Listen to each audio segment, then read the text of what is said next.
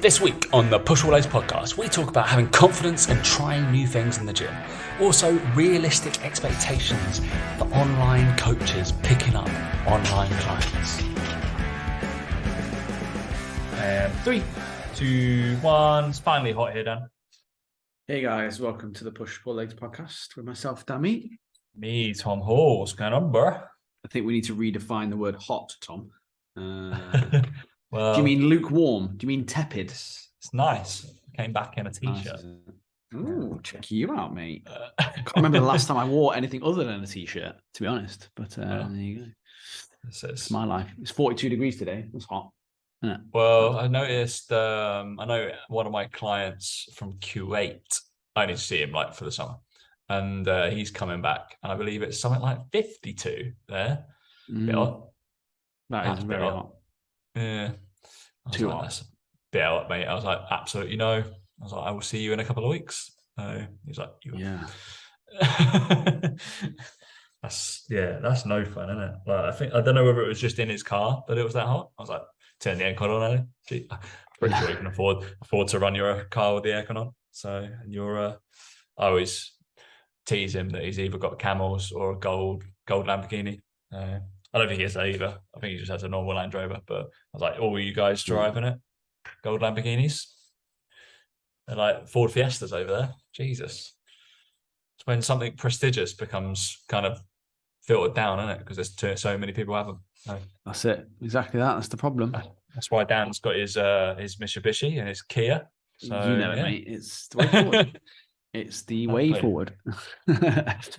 Yeah, there's too many Rolls Royce out here, so I'm like, I don't want too many of them. So yeah, that's what I say. Right, what's happening in the world of Daniel? Not a lot, mate. Not a lot. Golf is going badly as usual. I still can't put to save my life. But yeah, other than that, we're great, mate. We're great. We're absolutely fine. I'm not worried about that at all. Promise. So yeah. Other than that, we're all good. Busy week leading up to our event. I'm flying back to the UK next week. So if I get let in. I hope not. Yeah, hope not. And then that's it. And then busy week. And then we've got a week next week, a little bit quieter before the event. And the build up to that. So yeah, mate, nothing crazy. What about you? Are you enjoying the sunshine, mate? I bet people are enjoying the parks of London. I bet they're out. All the debauchery, drunkenness, barbecues on the grass when they're not allowed to. There was barbecues on the grass, last week. I saw that. It was kind of some kids, some ruffians, like in Regent's Park, no less.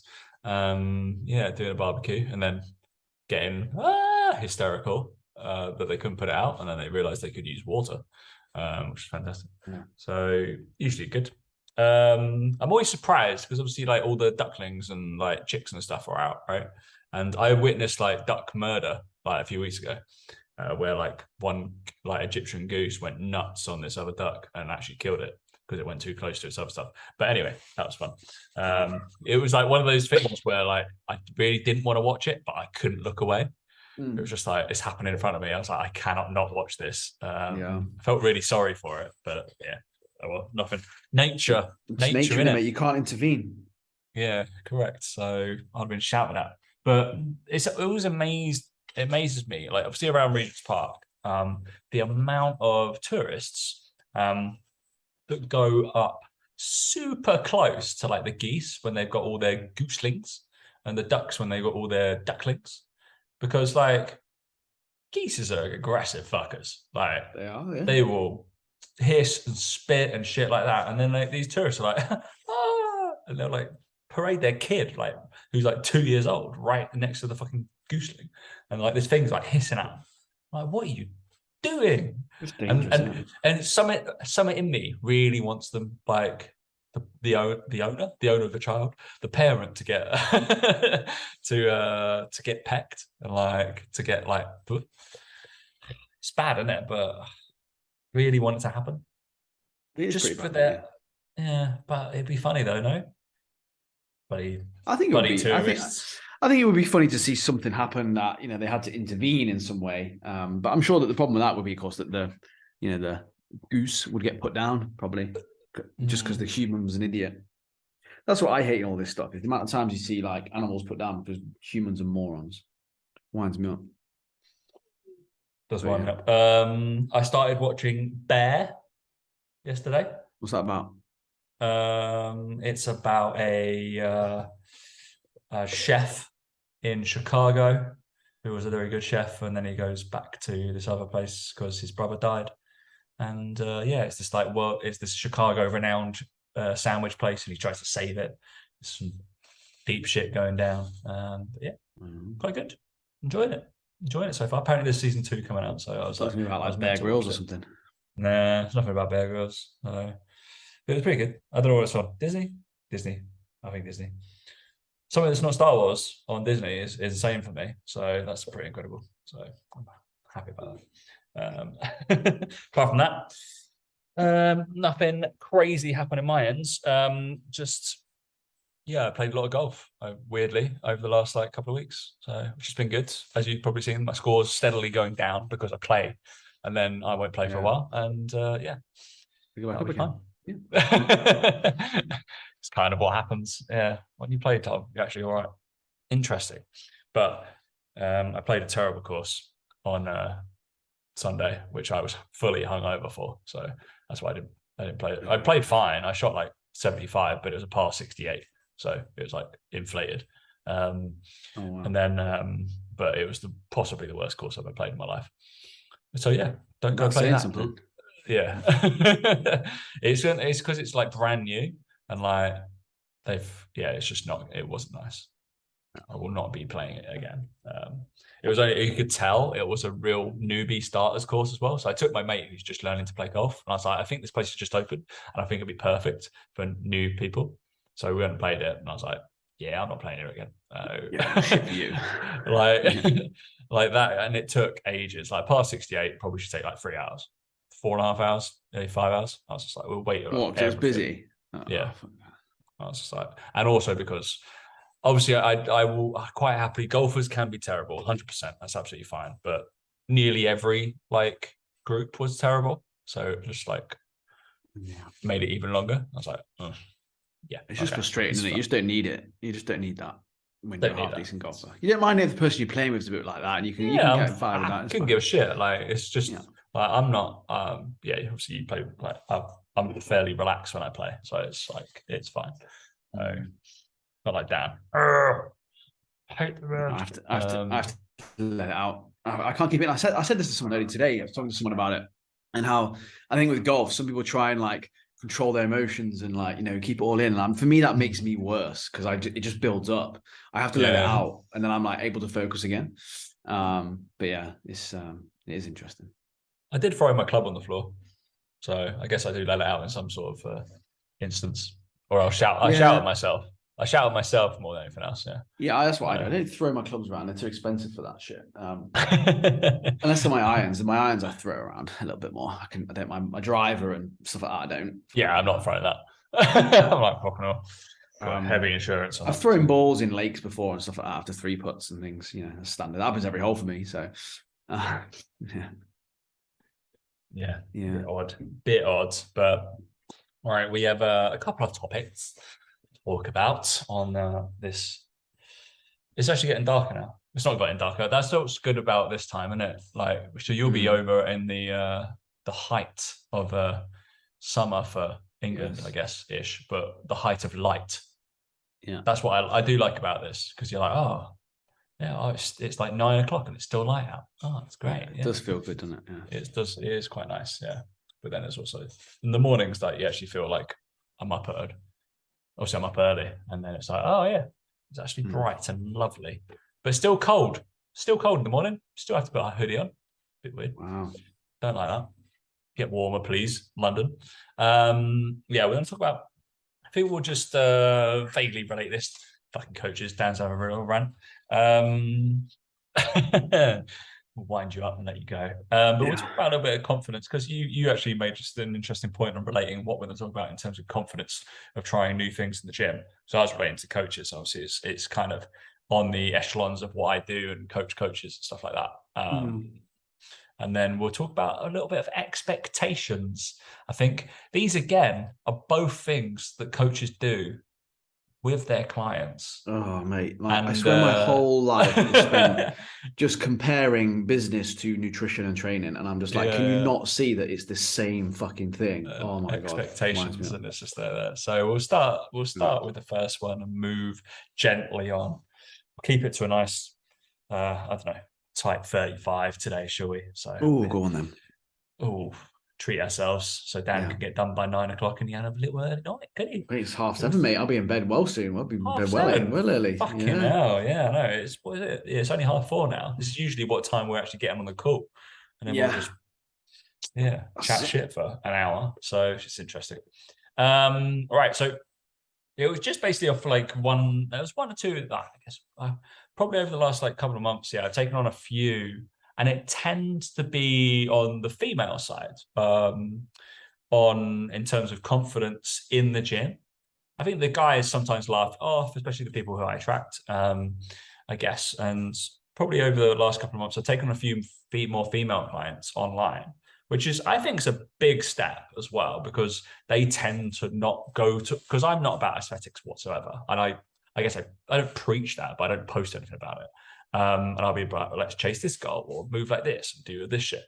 And it was just interesting based off a couple of them being like, yeah, I used to or have done in the past. I care kind of a little bit, I don't know, not self-absorbed, not the word, is it? Like a bit self-conscious about how you look in the gym and what you're doing in the gym, and whether people are watching you.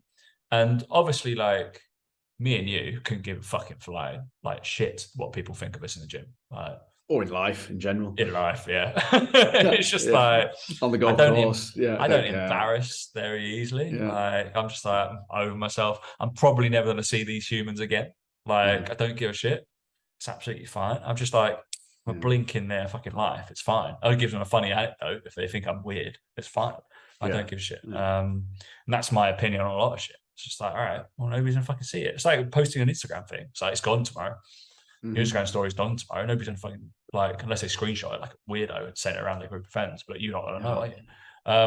So it's been a nice step, and like some of them going, yeah, love the session, felt like a weirdo, but I'm gaining confidence from doing some of this stuff because they can see it relating to their goal and going forward.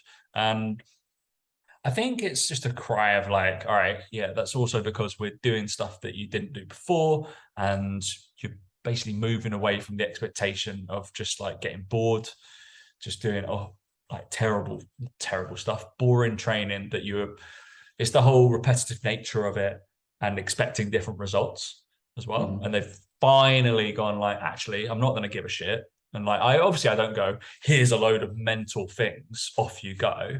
But there's still little nuances and changes. And I'll be like, all right, you're going to do this here, do this here. I'm going to change this slightly. I'm going to make you jump. I'm going to make you sprint, maybe. I'm going to make you do like a different swing or these little pogo jumps, do all this movement prep. I'm not doing mental stuff, but it's like, oh shit, people are going to, what are they going to think of me? I'm like, you're going to end up scoring better results, so it's going to be fine. And it's just like seeing that long-term goal and having that self-confidence. I feel like it's a big confidence builder as well as trying something like that, working towards your new goal. Because people like that's where it was relating from as well. And I feel from Ted Lasso.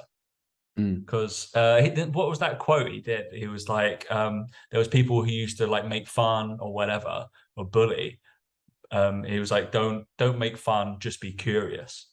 He was like, not one of those bullies were curious. They just made fun of me and whatever. And he was like, not one of them was curious and asked about what they were doing and seeing like from the other side of the fence or other side on the other foot, right? So be curious. I think that's Ted Lasso.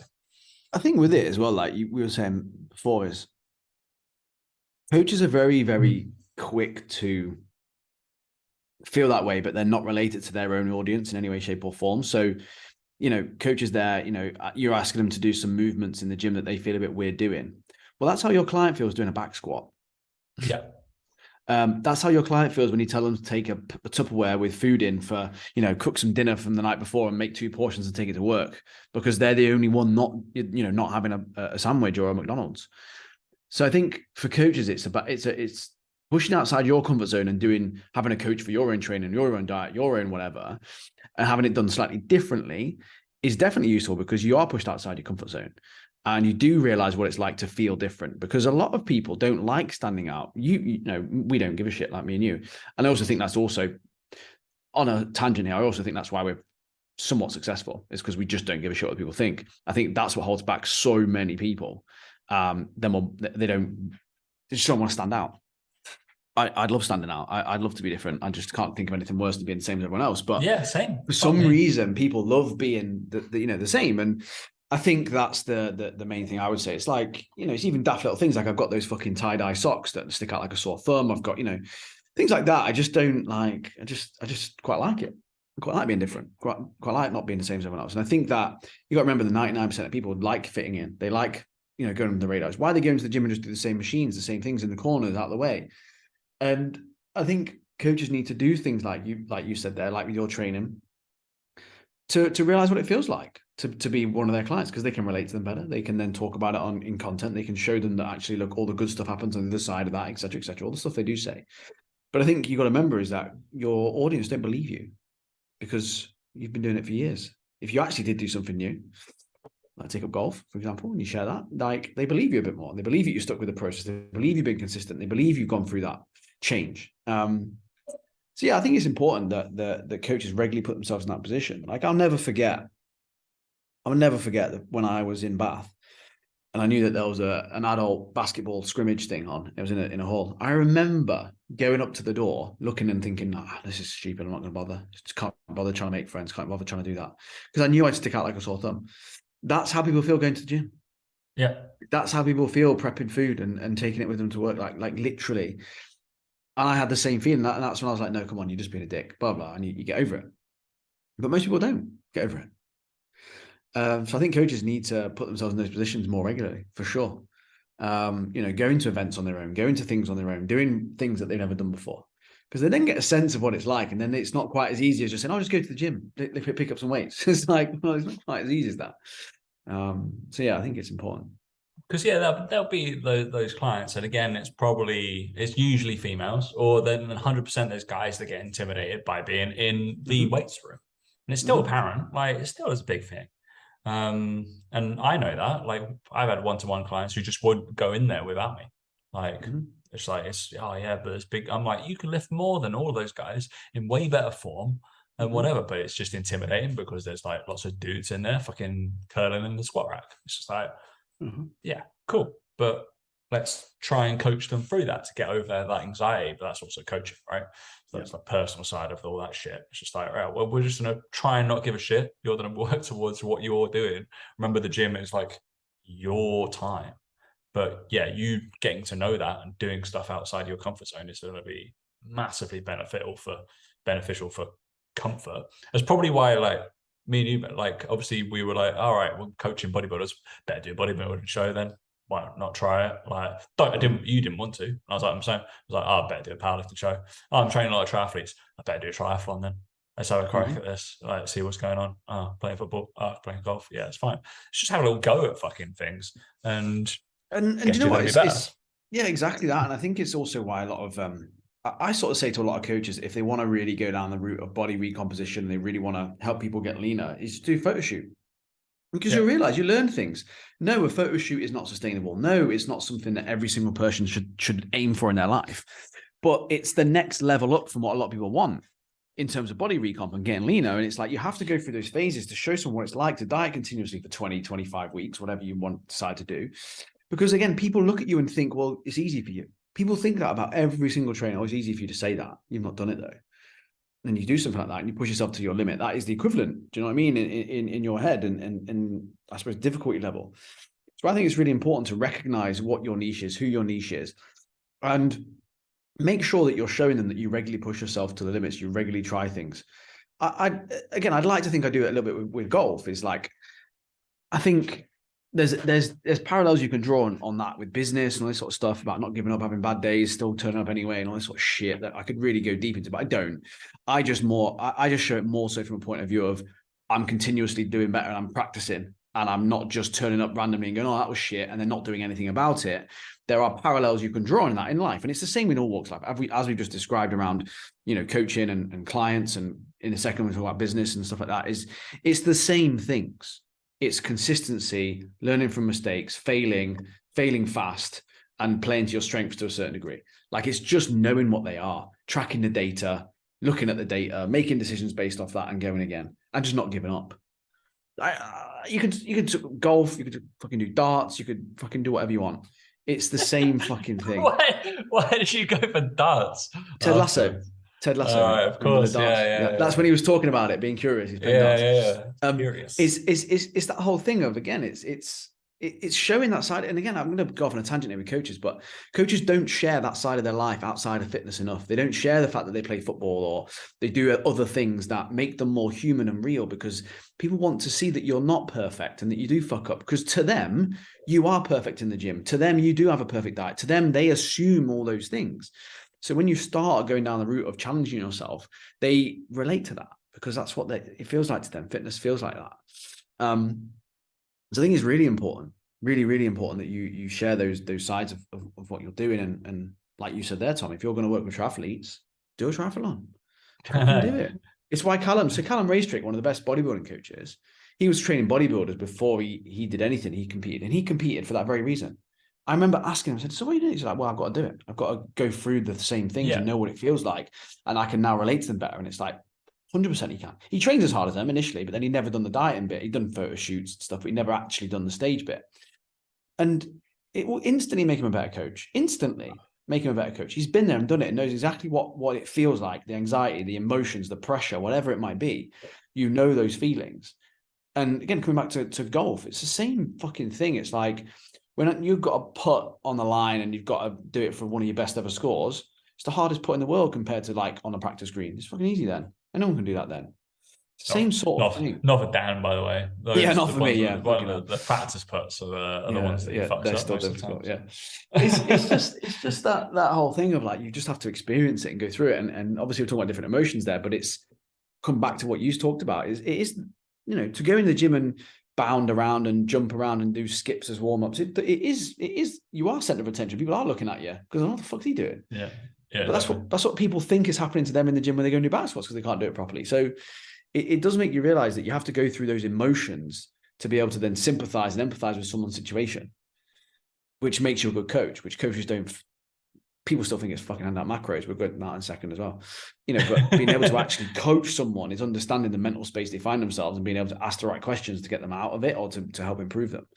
And I think that can only come once you've been in those positions yourself. That is true. Hard truth, I think. Nice. So we'll move on to obviously expectations, mate, because we were talking about this previously. In terms of, I guess was this more driven from like, what was the mad story that Mike was talking about this week as well?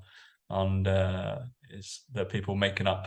Oh, we heard a story. Tools. Yeah, he heard a story of someone who is working with a mentor, and the mentor told them to put their prices up massively. They then lost quite a few clients because they couldn't afford the prices, and then they weren't getting leads through the door. They're actually really struggling for leads. And someone asked them and said to them, "Oh, it looks like you're always doing really well, though. You've always got loads of calls booked in." And they said, "Oh, no, that's because so-and-so tells us to make up things in our calendar so it looks like we're busy and exclusive." And I was like, well, that's going to do the exact opposite then, isn't it? Because if people think you're that busy, they're not going to reach out to work with you, and you don't have it. I was like, unbelievable. Like, trying to look exclusive when you're not exclusive is just the most ridiculous thing in the world. People always say that. They're like, "Oh, but you want scarcity," And I'm like, most people who I end up on a call with, they assume, they're like, "Oh, they'll ask." Like the last client I had literally just turn up. They're like, "Oh, do you have any space?" And I'm like, "Yeah, of course I do." Fine. Yeah. It's like, and that's probably a byproduct. That's probably a byproduct. So I posted it on my stories. I posted it on my feed today. I just said, like, coaches seem really dead set against advertising the fact they got spaces. Like, based on that example, you're bad at it as well, right? We can. Yeah, but obviously, like, every single time somebody says it to me, like, I'm like, "Oh, fuck's sake!" Then I'll put out a story, and I'm like, just FYI, I am fucking open. I just don't see as a coach, if you've got spaces and you genuinely want more clients, as a coach, I don't see any reason why you're not posting 3 times a week saying that you've got spaces. They can come in various forms. They can come in a very, very hard push, softer push, a little small call to action. But there's no doubt in my mind that if you're looking for clients, it should be 3. And this is what that post came about from. Is it's like client, you know, I've got coaches I work with, and they're like, oh, I didn't manage to get any CTAs out this week, or only managed to get 1 or 2, or I chucked it up and didn't really think about it. I'm like, okay, cool. Like, what the fuck are you doing then? Because you can't sit here and moan then that you don't have the clients that you want, because you're not telling them that you've got them. And me and Mike did a whole training on this in the members group about calls to action. And I think the reason coaches get worried about them is because people don't react to them instantly. They don't reply straight away.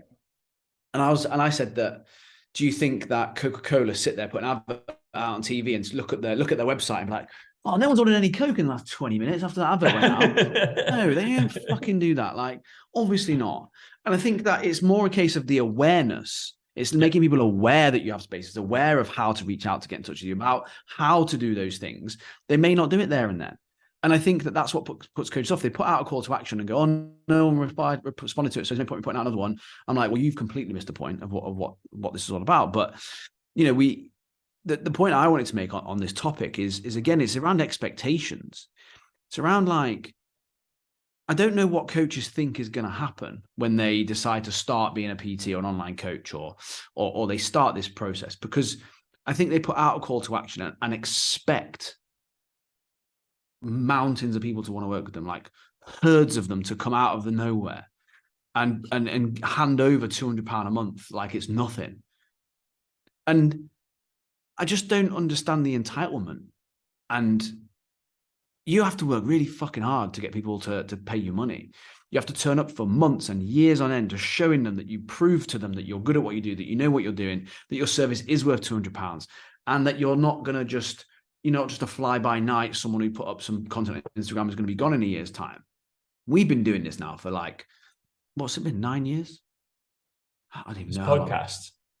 No, I mean coaching and training in general. Oh, right. Yeah,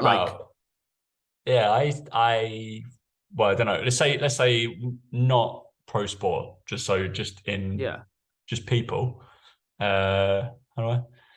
I'm 32. Yeah, I joined Third Space when I was 22. So I was 23, so I was a year older than you, right? When I joined. So same. 10, so it's 11. So it's 11 years. 10 years.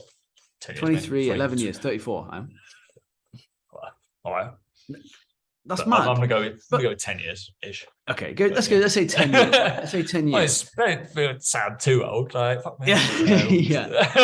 But like, it's the level of entitlement that someone thinks that somehow they shouldn't have to do that 10 years.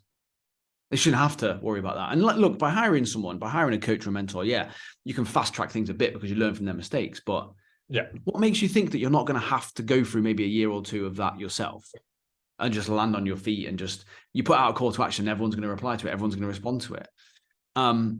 It's not like that. And the thing that frustrates me the most is that coaches say exactly the same things to their clients. Oh, what, you expect after 4 weeks to have a six-pack? Don't be stupid. Don't be so crazy. What, you expect after a year to have like 20 kilos of muscle?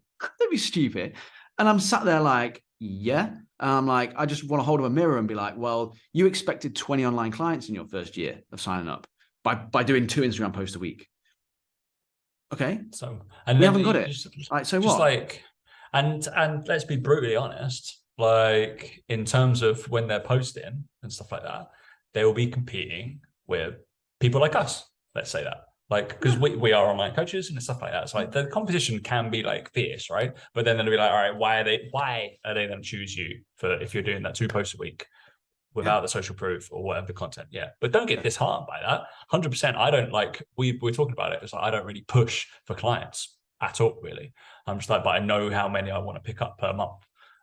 But it's just like, what are you going to do to stand out? It's just like, all right, well, Tom and Dan are doing that. Right, I've got to do that better. It's like, look at those guys and do it better. It's like, all 100%, right. And you've got to turn up, like, again, because it's that whole thing of like people just flit in and out. They do 3 weeks of content, and then they go, oh, I didn't really do anything that week. I was on holiday. Okay, cool. Well, that's a week where people have forgotten about you because you've only been posting for 3 weeks. So I'll have to go again. You have to build up that consistency, that know, like, and trust. Like, and we've been, I've been on holidays. I've still posted content. I barely take holidays. All this sort of stuff. And I've got coaches that take holidays every fucking 3 weeks. And I'm like, okay, That's fine. Like, that's how you want to live your life. But don't complain when you're not where you want to be, and don't complain when you're comparing yourself to other people who aren't taking those holidays and aren't doing all those things. And before we came on, I talked about how the top 1% of any industry will always be the top 1%. Like, it will always be that way. And part of it's going to be genetics, part of it's going to be, standard of coaching, whatever. Some of it's going to be, quality. But what I mean by the top 1% is that there will always only be 1%. No matter how big the pool is, it's always going to be 1%. So if it's 100 people, there'll be one person, 100,000 people, 1,000 people, right? It will be that there's top 1%. And unfortunately, the other 99% can't be in it. By definition, they literally can't be in it. It's the top 1%. And I think a lot of coaches come into this and they look at people at the top 1%. And what they don't realize is the top 1% are people with 40 clients. That's top 1% in online coaching. Whether you'd like it or not, like, trust me, they're the stats. You're in the top 1%. Same with PT. The dropout rates are so high with PT. If you're a PT for longer than 3 years, you're in the top 1%. Top 1%. And you're making a half decent living. Because that's how you must be, because you made a half decent living because you carried on doing it. So to start off, you're comparing yourself to the 1% and you're going, oh, I'm not where they are. And it's just the entitlement and the arrogance to assume that you don't have to do those 2 or 3 years of just absolute graft. And to go, I want to take this weekend off. I want to take this bank holiday. Okay, cool. Do that. I didn't when I was starting out, but you can do that. That's fine. And I'm not saying I'm in the 1%. I mean, I technically probably am, but I'm not saying that I'm amazing or I'm better than anyone else. But there comes a point where you kind of go, well, you have to match the work rate, you have to match the effort, you have to match the hours, the posts, all that sort of stuff. Because even then, you may not have the talent that other people have got. So you may not even reach the top 1%, even to get close to it. It's the same with about golf. Like, it's the top 1% of golf is I'm never going to be on the PGA Tour in a million years. I could play as much as them and I can practice as much as them and I can get as close as I physically can get, but I'm still never going to get there. It doesn't mean I'm not going to try and be the best that I can be. But it's almost like coaches are looking at that and going, well, I'm never going to be at that. So I'll just give up now. I'll just stop now. What's the point? And there's just this massive disconnect between, like, again, what they expect and what they put in and how long they put it in for. It's more the how long they put it in for that I can't get my head around. And I feel like, so if you do like a little evaluation, it was something that we did on the PT core as well. And people way overinflated certain things. So we got everybody when we onboarded. I don't know whether there's something maybe like you do, something I do with, like, when I take on my mentor guys, it's like I get them to rate out of 5. They're kind of like highly fucking good at it, or they think they're fucking terrible at it, right? And it'll be like marketing, Instagram, CTAs, their nutritional education, their coaching education, their training education, their sales pitches, their this. And there's an overinflation of people who think they know about training and nutrition. And that, speaking from me, is like, maybe that's when I knew this, because I was like, that's my fucking element. Like, if you're talking about training and coaching to me, and you don't, I would rate myself a 4 out of 5. I'm not the best. I'm pretty fucking good, but that's where I know I can retain clients. And I'm like, but it's like, all right, everybody was like rating at 5. So I'm like, I qualified you fucking 3 weeks ago. There's no way you're anywhere. I'm just like, what the fuck? Yeah. And then there were, obviously, everybody was saying they were shit at, say, sales and stuff like that. And it's like, all right, well, pick those weak links then. Pick the weak links and just go at them. But they won't. But that was the issue. It's just like, all right, well, I'd implore everybody to do it and just have a little realization and sit back. What are the aspects of? That's why when we created PT Core, so I'm not affiliated with, still affiliated with PT Collective, but that's my course, right? And we created the 7 core components of personal training, and we were like, these are the things you have to be shit hot at. I was like, only one of them was training. Only one of them was nutrition. The rest was fucking like marketing and stuff like that. Give yourself a rating and then pick that weak link and go after it and be like, cool. Because that's what's going to get you into that 1%. Say, be the best 1%. I think I'm in the 1% for training. Hands down. I think I'm in the 1% for coaching. I'm nowhere fucking near on lead gen, sales, CTAs, marketing, or I'm like, that's where I need to get better. 100%. But at the same time, your marketing, though, is your training. That's what you push on your marketing then, because you're good at it, right? And all that sort of stuff. And I'm just like, all right, so that's where I'm going to attract my clients, because they're like, all right, you're doing that. All right, you're living the thing what I want to be able to do, blah, blah, blah. So it's just like, all right, I know when I do an exercise, it's going to be fucking good. Like, I know how I move, but anything like that. But I saw a Gary Vee video. I shared it into our members group. Gary Vee posted a video and he was meeting this couple, and they were at VCon, which is his big convention where I think it's like content and all that sort of stuff. Yeah. Amazing. So anyway, he's there with this nice couple. You can tell that they're really enthusiastic, really passionate. And they're like, "Oh my God, I'm so pleased to meet you." And he's like, "Oh, great. How are things going with you guys?" "Oh, great. We own this company and we want to be known as the world's best mental health provider. We believe that every single person should have amazing mental health, and we want to take over the world. We want to make sure that our message gets out there to the world. We believe it's the best thing ever." And he was like, "Okay, cool. How many posts a week are you making?" And they went, "Oh, well, we're working really, really hard." And he interrupted them. He went, "How many posts a week are you making?" "Well, you see, so we're looking at these things." I'll ask again for a third time. "How many posts a week are you making?" "Well, we're doing about one a week." And he went, "I'm done." He's like, "You're fucking full of shit." He's like, and he was doing it in a nice-ish way. And he just said, "You're telling me you want to change the fucking world with one post a week?" He's like, you're ridiculous. And then they were trying to make excuses that they were really busy in the business. And he got out his phone, hit record, and went, "What do you want to say to the world?" And they went, "We believe everyone should have mental health." He's like, No. Say something lower than that. "Oh, we think that people should really embrace mental health on everything." "No, too big." He's like, "What can one thing that someone do today to be better than their mental health?" "Oh, breathing techniques, blah, blah, all this sort of shit." Anyway, so he got it down. He said, "Well, you just done it in 30 seconds. You tell me you're too busy. You're full of shit." He's like, "But it's so true. You've got all these people who say, I want to take over the world. I want to be the world's best." And then he asked them the question of, "Well, what are you actually doing about it?" Nothing. They come up, people, and coaches are great at this, by the way. They are fantastic at coming up with their offer. They want to make sure the systems are all good. They want to make sure their spreadsheets look great. They want to make sure that they have all the best resources to give their clients, because they are fucking scared of going out onto social media and posting what they really think about stuff into the world. They'd rather make a Canva image with nice little pretty pictures on than post a video of them talking, because it's scarier. And again, I come back to what we talked about before. That's how your clients feel. So what do you think your clients think when they see your videos on Instagram? They think that person's confident enough to go on camera. That's great. They're overcoming these things, right? They're in a position of authority. And it just winds me up. It really winds me up that I have to speak to coaches on a regular basis that want all these things, but aren't prepared to do the work for it. And it's almost like Gary Vee is there going, "Well, you're full of shit," because what you say and what you do are two completely different things. And it's the same thing that coaches say to their clients. Well, you say you want a six-pack, but you're not prepared to diet for it. Well, you've got to pick one. Do you know what I mean? You've got to either carry on as you are, or you want that diet. And I just find myself saying the same things to coaches all the time. Is like, if you want to take over the world, if you want to be a fully booked online coach, it's going to take longer than 3-4 months, 6 months, a year. It's going to take longer than that. And I'm sorry to burst your bubble. And I'm sorry that it's probably not what you want to hear, but it's exactly the same thing you tell a client who came in and said they wanted a six-pack abs and they wanted loads of muscle and they look like a bag of shit. That's what you'd say to them. And yeah, it's just one of those things. Maybe it's been built up over all these weeks and months, but I feel like it needs to be said. And I feel like there's just, I implore any coach who's still listening to this, if you are still listening, you probably switched off by now because you hate me ranting, but just check yourself and just check that you're not having this like entitlement and that you're not just assuming you deserve all this stuff. Like, just make sure that you're doing all the right things. You're ticking the boxes. You're turning up. You're learning from your mistakes. You're not procrastinating. You're not sacking it off. You're not just half-arsing your day's work and you're on your phone half the time, really. You're not actually doing anything. And make sure that you're investing in yourself and make sure that you're actually putting your money where your mouth is, like you tell your clients to do, like you tell people on your audience, "Oh yeah, you need to invest in something to be better at it." Make sure you're doing that as well. Because trust me, even with investing, even with having help, it's still going to take longer than you think. Like, that's the reality of it.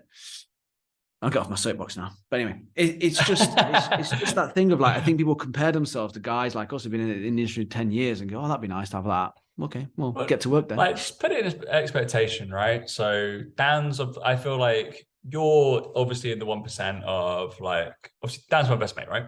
But obviously he's right up there in terms of online coaching. I've only been online coach. So I wrote down when I restarted basically online coaching, right? When I left PTC. So I kicked everything in when I joined. I went into education. I still do education, but it's not my main focus anymore. But I restarted in basically February 22. I think that was when I took my first clients on. Mm-hmm. I think, what are we in? 23 now. Cool. And let's just put a expectation and numbers on there, right? So I'll be completely transparent on certain things, right? So I think I'm just looking at what I think my churn rate is. I'm not going to get on my fucking Stripe, or my spreadsheet words. I think I probably lose one client every 3 months, right? But that's down. I'm assuming you would say that's pretty fucking good because people don't really piss off. Basically, people stay for a good amount of time, blah, blah, blah, blah. I would say people stay with me for about 12 months. But I would say I only look for about, this is obviously, I'm from a different position where I have clients in person already and I do other stuff. But online, I probably only look for maybe 2 to 3 signups a month. That's it. I'm happy with that growth. Like, because I know I can scale it. I know I can go through it. I have other stuff that I'm doing. It's fine. And I have different plans than just becoming like Mike with 100 and fucking billion like online clients.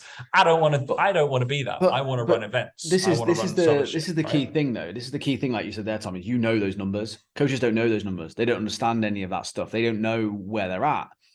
And you're looking at those numbers there. So let's say you get 2 in a month, right? 2 a month, I'd say. So that's it's 6 every 3. normal, that's right? 6 every 3 months, and then you churn 1 every 3 months. That means you get net 5 every 3 months, which means in a year you get 20 clients. Yeah. Right. And that is you with your experience, your knowledge, your ability, your background in PT, all that sort of stuff, right? And admittedly, if you pushed harder, you probably could get more, but you're happy with that rate of growth, I reckon if I pushed, I could double that. I reckon double that, yeah. Pretty easily, so that's you, right? Let's just say 20 though, because that's what you wanted. So you've got 20 in a year, 20 online clients in a year. I get coaches come to me, want 20 clients within 4 months.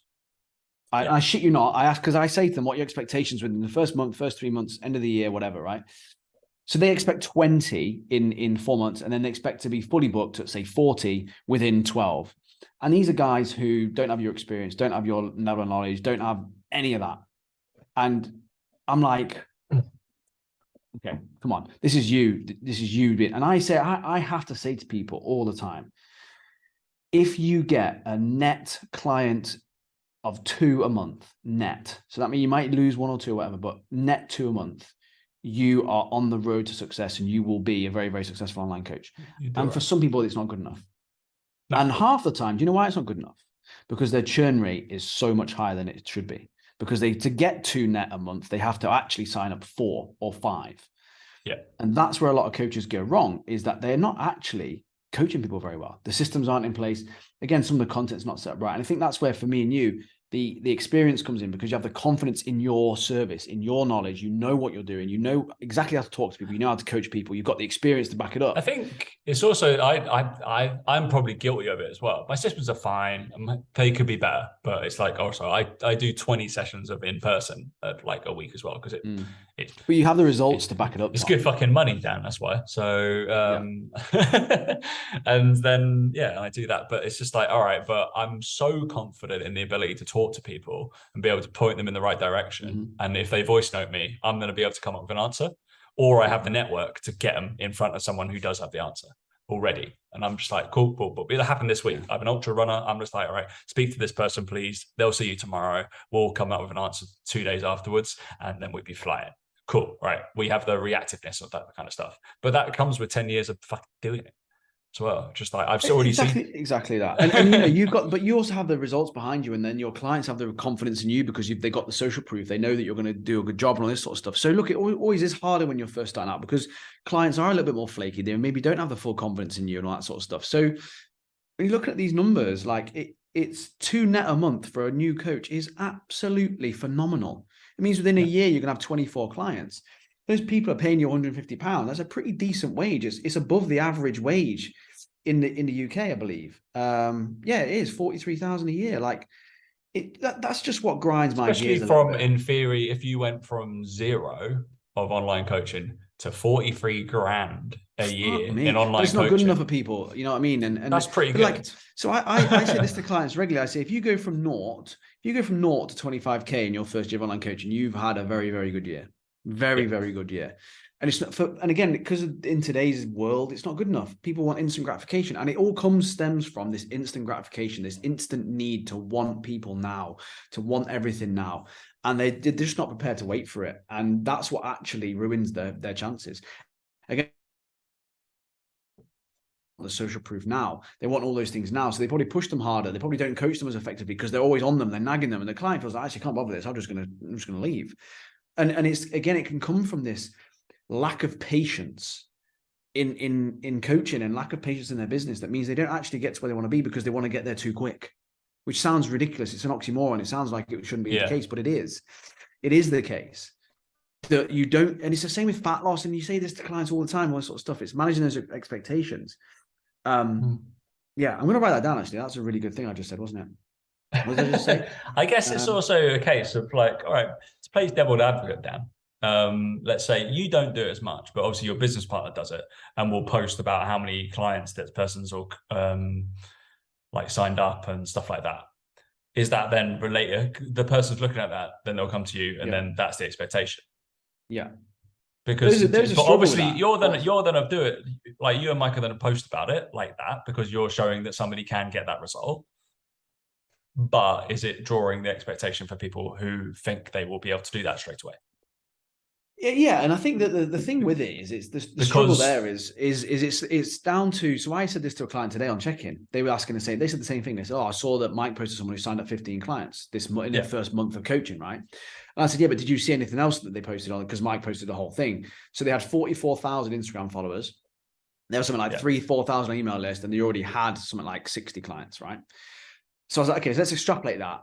Okay, if you had 4,000 followers and 300 email list subscribers, that's 1.5 clients in the first month. So as a percentage, it's exactly what you would expect.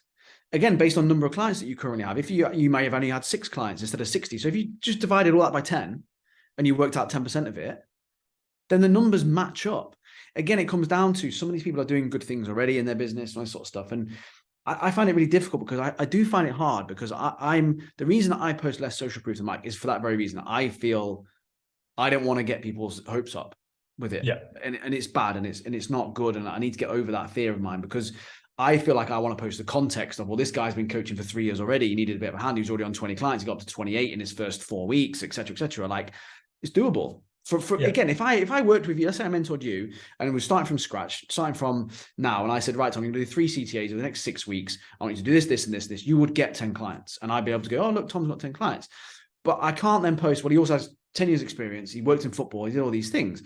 And it's kind of down to people as well, like to recognize, well, when you're coaching, you post your client doing a photo shoot and getting in great nick, but you don't say they've been training for 10 years. They're spotting their macros all the time. They're like a robot. You leave that bit out. And it's kind of like, well, coaches need to wise up and go, well, we're not going to do the same thing then with people that get good results. It's like, well, what can you do? And you're obviously going to post your better results and better transformations and things like that. And I try really hard to make sure that I post to people who are doing well, but have been consistently grinding. So I post the guys that have been doing maybe for 12 months and I'm like, well, they've gone from 5 to 20 because I'm like, that is fucking brilliant. It needs to be celebrated more. And I agree, it does need to be celebrated more. You know, people that have grown from 800 followers to 3,000, that needs to be celebrated because it's hard to do. And that's my tactic. But then the flip side of that is you attract what you put out. So Mike puts out more of those people. So then he attracts more people with bigger followings, more clients. So they get more success, more results. If I post more of that other stuff, I get more people who are around that mark. So they need to come with an expectation, well, I'm going to be where I want to be in 12 months, not 12 weeks. So again, it's that whole thing of, it's hard because I do feel like, well, am I contributing to those expectations being bad or wrong or whatever? You know, it's true. Like I do understand it. But then again, at the same time, I say to coaches, well, stop posting your best transformations. And you go, well, no, it's my social proof. I'm like, well, there you go. Yeah. Wise up to it. You know, not everyone's going to get that same result, right? Yeah, 100%. But it's also the entitlement of thinking, well, I'm going to get that then because they've posted it, so I'll get it. It's like, well, no. If I just work with them, then it'll be fine. Yeah. It's like, nah, it's fine. There you go. Obviously, I had like a little kickstart. I worked with a little mentor for the first like 3-4 months, and then I'm just like, this is shit. We won't say who it is, but yeah, I just found the whole experience very underwhelming, if I'm really honest. And I was like, Tom, you said you weren't going to say what it was like working with me. Come on, mate. They pointed me in the right direction, but then I realized the coaches they were working with, no offense, were very junior compared to maybe what I've been doing for the last however many years, right? So I was just like, okay, I'm gonna remove myself from this room because I wasn't Billy Big Bollocks, but I was just like, actually, I'm not inspired by any of this shit. So that was what I was looking for. So more than anything else. So I ended up talking to other people instead. Get more free advice instead and just use that. It's fine. It's all out there. Mate, free advice is great as long as you implement it. Correct. Yeah. So it's just any advice is fucking good as long as you implement it. Like, no matter if you pay $5,000 for it. Like, honestly, like you could not sign up with me and you could implement everything that I've ever said in this podcast and you'd do okay. You'd be fine. People don't. Yeah, people don't. It's the same in the members group. We've got the members group. It's only £100 a month. Everything in there we talk about is there. And when you sign up for one-to-one coaching, we literally hold you accountable to watching the videos and doing what we say. That it's the same with training and nutrition. It's all out there. Everything you need is out there. It's just that you don't do it. You need that accountability usually. It's the same with everything in life. But anyway, we've ranted. Anyway, we have ranted. That type 35 has turned into a type 50. So that was good. All right. Any other business, Dan? Not from me. All good. Not from you. Yeah. Just not next week, but the week after, we're gonna have to. I'll be in the UK. I'll be at Mike's. I don't think I'll be able to podcast, so we might have to do a couple next week or something, maybe. At some point, I'll do a live one at your event. I'll be like doing a solo. I'm going to walk around with one of those road mics. Mike sent me a message about that. He's like, "Does Tom know he's bought 3 tickets by mistake?" I was like, "He's not bought by mistake." I was like, "He's bringing people with him." Like, bringing 2 of my mentor boys, because I was like, "Oh, it'll be a fun night, fun day out." So I was just like, "Yeah, you can go to this and watch these idiots." Fun day I'd be more applicable than anything else. But I'm saying the Leeds. No, it's bad. Dan hasn't invited me, so got to stay in Leeds by myself. So put you down on the list, mate. Don't you worry. You're down on the list. Awful. So I'm going to stay in there. Well, I don't know where we're staying. We're staying in a hotel somewhere. I don't know where it is. Can't remember now. I think I haven't booked it, but I was going to book an Airbnb, mainly because, hotels. Meh. I like doing Airbnbs. I like having a flat. Don't know why. Do you? Yeah. Well, there you go. Yeah. So I can roam around and just be like, what's going on? It's good. I feel like I've got more space to wake up to, basically, rather than just like I'm sitting here. It's like you and Mike will be spooning anyway, so that's fine. Cool. No business from me, guys. Obviously, we'll say it. We're both open for business because you ever want to get coached? Just either reply to an email or a fucking Instagram message. It's absolutely fine. Cool. Thanks for listening, guys. We'll catch you next week. See you later.